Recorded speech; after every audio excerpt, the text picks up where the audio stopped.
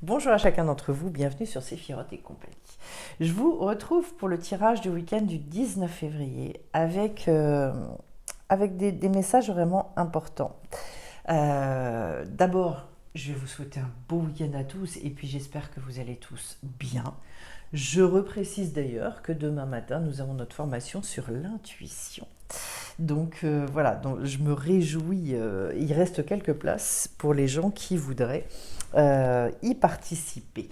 Et donc, je vais sur ce dos de deck avec la carte du voyage. Waouh, un grand besoin de reprendre une autre respiration.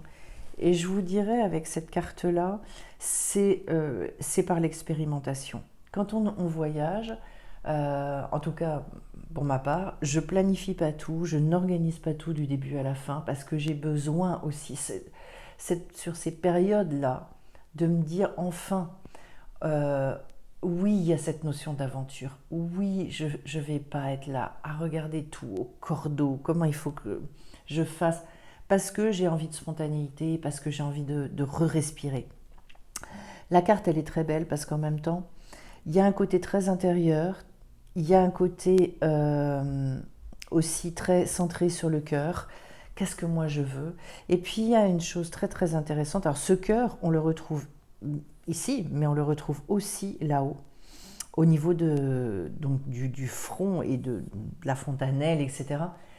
Comme si on nous disait arrêtez de trop réfléchir et d'essayer de trouver vos solutions par le mental. Vous avez besoin maintenant, pour être d'ailleurs dans le discernement, parce que là j'ai une chouette ici magnifique que je vais retrouver pour rentrer dans ma roue médecine. Eh bien cette chouette, elle est très significative, on va en reparler juste derrière. Pour certains, en fait, il y a peut-être la sensation de s'embourber, de plus retrouver son chemin, et parce que j'ai la carte des chemins multiples ici, et d'avoir finalement besoin d'opérer une sorte de coupure, mais assez nette, franche, et de se dire non, là, je suis plus sur le bon chemin. Il y a des fois, en fait, il vaut mieux s'arrêter, et des fois, il vaut mieux même s'arrêter une semaine, et de repartir dans un tout autre état d'esprit. Ça veut dire quoi? Ça veut dire quand je coupe, je pars pas pour continuer à penser à ce qui me préoccupe. Je pars et j'opère une coupure complète avec toutes les questions que je me pose, etc., etc. Stopper pendant déjà un week-end où je m'octroie et je fais des choses complètement différentes. La chouette, c'est celle qui arrive à discerner les choses alors que tout est obscur. Donc, le message très fort pour vous dire, si vous voulez vraiment faire tout ce tour de roue, eh bien, ça va être d'arriver à ce discernement, mais pas en essayant par le mental, en s'échinant, je dirais, et en ressassant tout le temps. C'est pas comme ça qu'en fait on répond aux questions. Euh, D'abord, la chouette, c'est aussi, ça représente aussi tout ce qui est très très intuitif. Il y a des messages cachés en fait. Alors c'est rigolo parce que justement, il y a la formation sur l'intuition demain. On est en plein dedans avec la chouette. C'est-à-dire, je vais discerner, mais je vais discerner parce que je vais être dans l'observation. Donc il y a ce côté aussi très contemplation. Dépasser un certain aveuglement, dépasser des incapacités, mais des incapacités qu'on s'est fixées à soi. Et pour se réouvrir et se redire à nouveau, mais en fait, tous les potentiels sont là. Et sur ce week-end, je pense que vous avez besoin, vous, moi, enfin un certain nombre de personnes, on a besoin de dépasser quelque chose, une situation lambda, et puis d'emprunter d'autres chemins. De voir mais par où est-ce que je peux passer pour obtenir ce que je veux. Ce qui est très très notable aussi, c'est que derrière, vous avez la quête de vision quand même, hein. Donc on est bien sur cette nécessité, et là c'est au niveau du monde émotionnel, de retrouver une stabilité émotionnelle. Comme si finalement votre monde émotionnel, il était tout bouché. Et comme si c'était lourd à vivre, compliqué.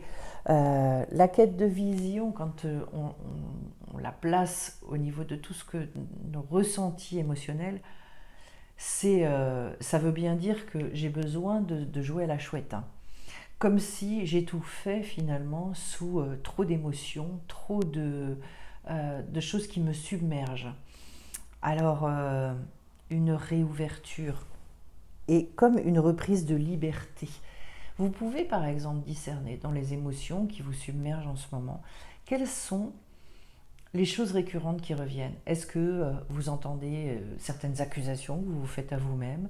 Est-ce que ça peut être aussi des impossibilités, des jugements, enfin tout un tas de choses?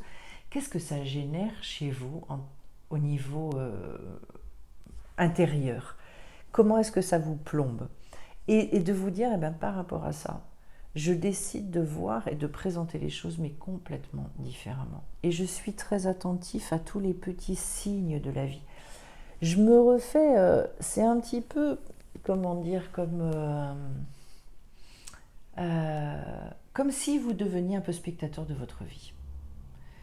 Donc, observateur, voilà. Pas spectateur, observateur de votre vie.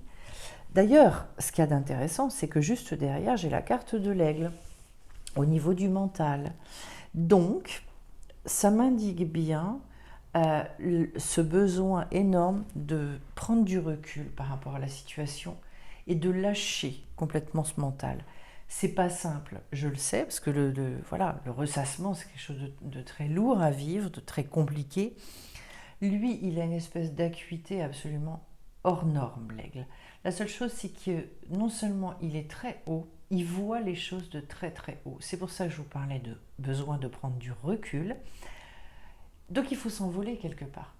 Et ce à quoi ça me fait penser aussi, ça veut dire, ça va bien avec la carte du voyage, j'ai besoin de peut-être changer euh, comment dire, changer d'environnement, ne serait-ce que pour 2 jours, mais effectivement, des fois d'ailleurs, même pour une journée, c'est-à-dire je prends ma voiture et selon où j'habite, soit je vais passer toute une journée, que ce soit au bord de la mer, ou je me fais une grande marche dans la montagne, ou dans la campagne, ou j'en sais rien.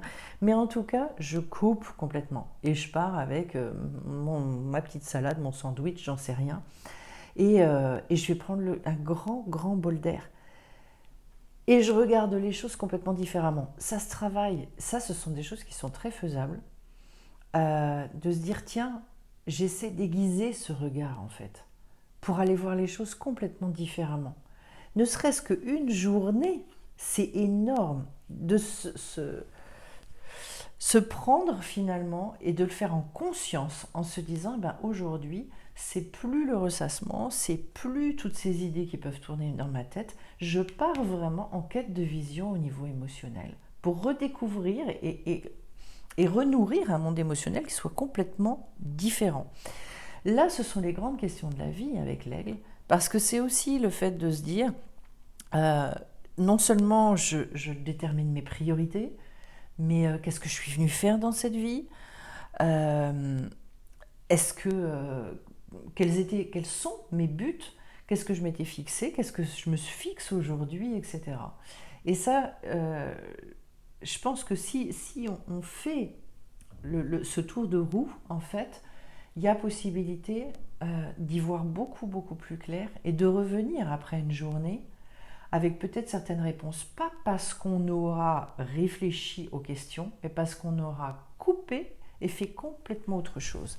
Et au niveau donc spirituel, j'ai la carte du chaman mystique, ce qui en dit long, parce que dans ce jeu, c'est comme ça que s'appelle le jeu, c'est celui qui est très en lien avec tout le monde des esprits dans le chamanisme, et qui va justement vous permettre de ressentir cette espèce de place qu'on a dans le monde, au-delà, enfin, au travers, pardon, de l'appartenance d'ailleurs au tout, c'est-à-dire et ça c'est quelque chose que je travaille quand on fait des méditations, des choses comme ça, on se reconnecte, enfin on se réaligne avec son âme, on va dans un endroit où finalement on est dans une paix intérieure complète et totale. Mais les gens qui découvrent ça me disent que c'est hallucinant.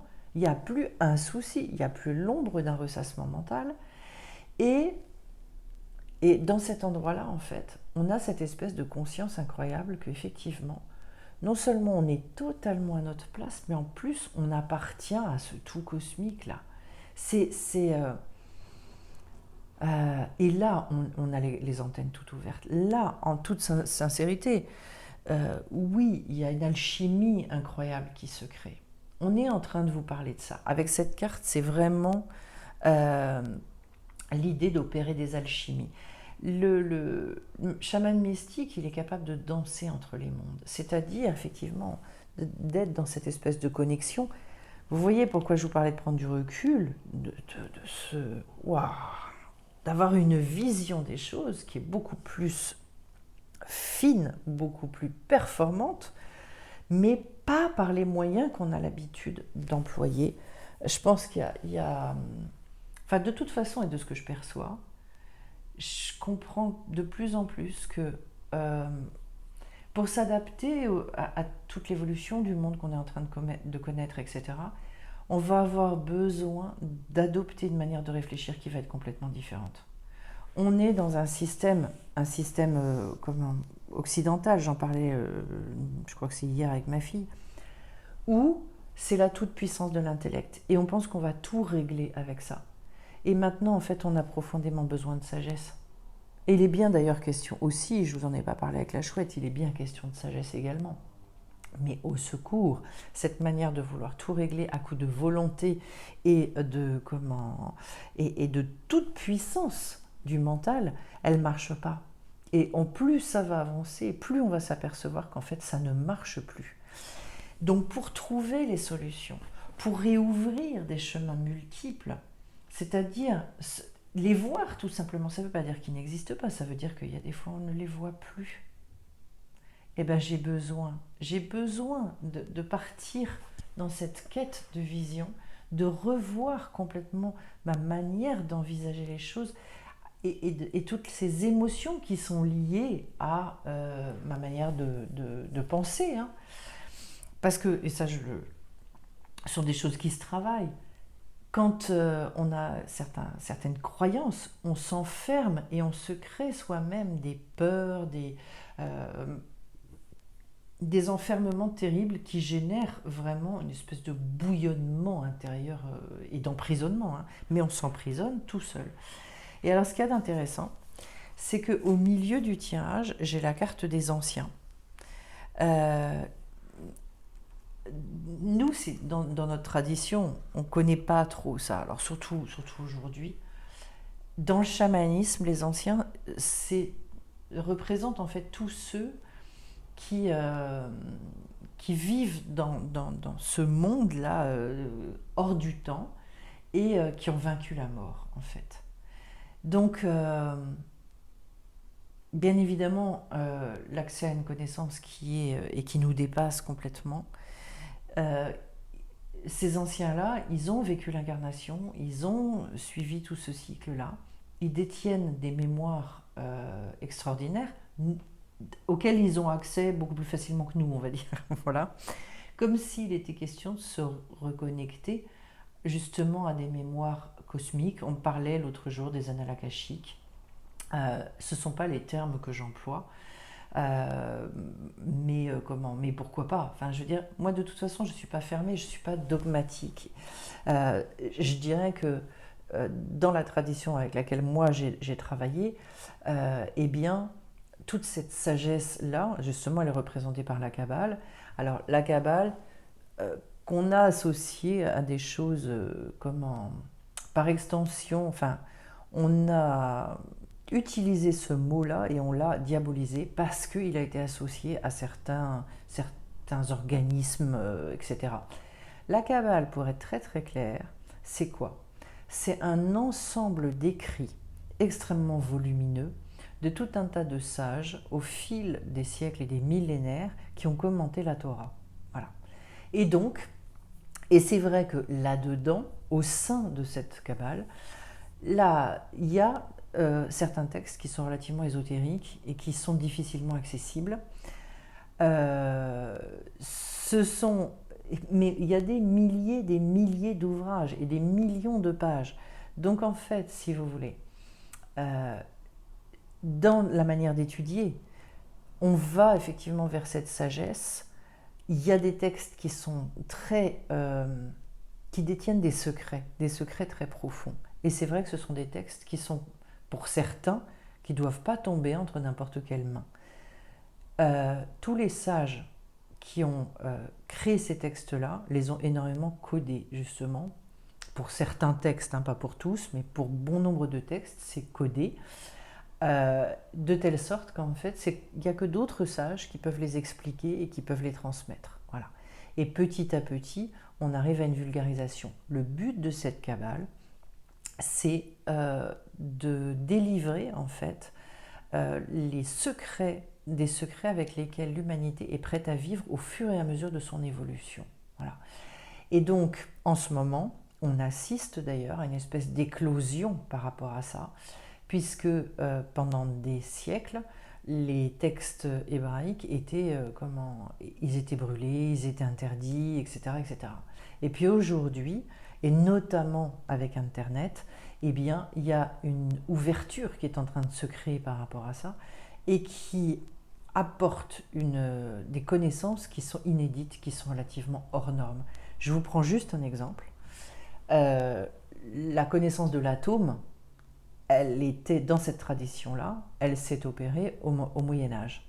Alors, vous imaginez bien que si au Moyen-Âge, on avait fait part au grand public de ce que c'était que l'atome et de quoi était constitué le monde, en fait, et comment il était construit, et bien évidemment, les sages, ils auraient encore une fois été persécutés, etc., etc. Les textes, de toute façon, auraient été interdits, et voilà. Quand je vous parle de toute cette connaissance absolument fabuleuse, vous comprenez pourquoi il y a des connaissances comme ça qui n'ont pas été délivrées à certaines époques. Aujourd'hui, c'est ce que je vous dis, c'est en train de sortir et c'est fabuleux parce qu'il y a des clés pour comprendre comment fonctionne la vie.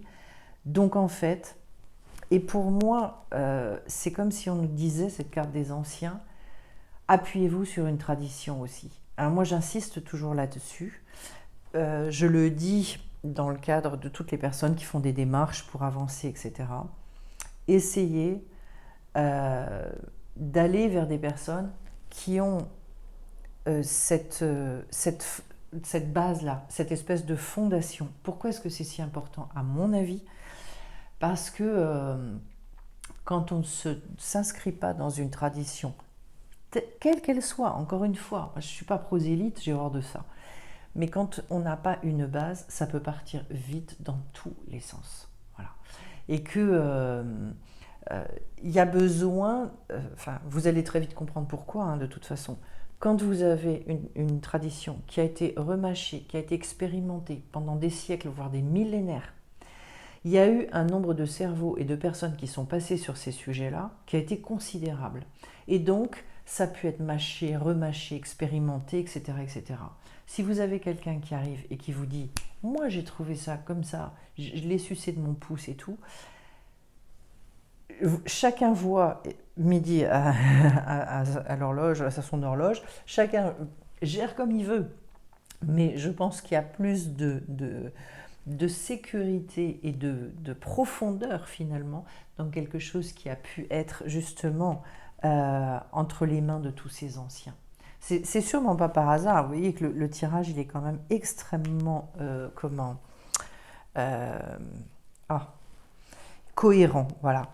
Et de vous dire finalement au travers de tout ça, et peut-être dans une façon de voir qui va être une façon qui a un retour aussi beaucoup à la nature, à l'expérimentation, par l'expérimentation. Alors à ce moment-là, il y a plein de choses qui se font. Au niveau de votre monde émotionnel, c'est une nouvelle manière d'envisager les choses. Au niveau du mental, ça veut dire un recul et une acuité pour voir les choses, complètement hors norme. Ça vous fait devenir vraiment ce sage, voilà, et qui a accès finalement à...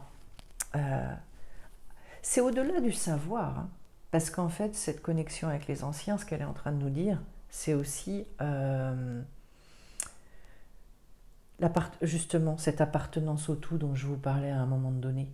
Et là, je trouve complètement ma place.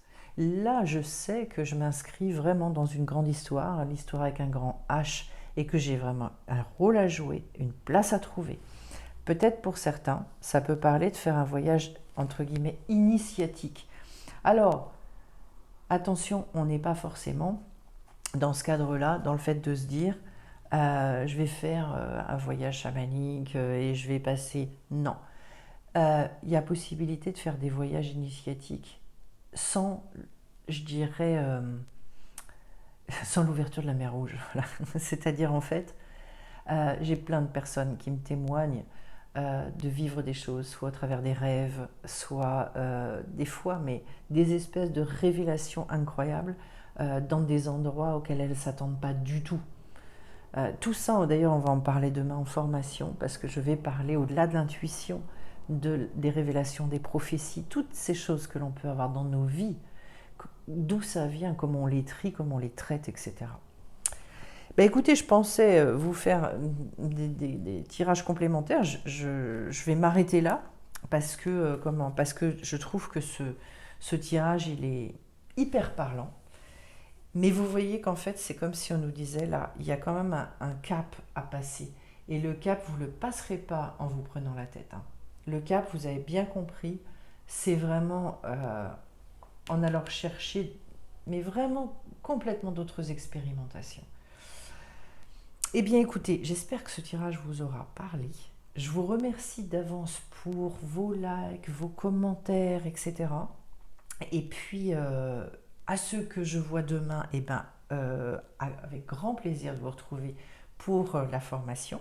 Et puis aux autres, je vais vous souhaiter un bon week-end. Bye bye.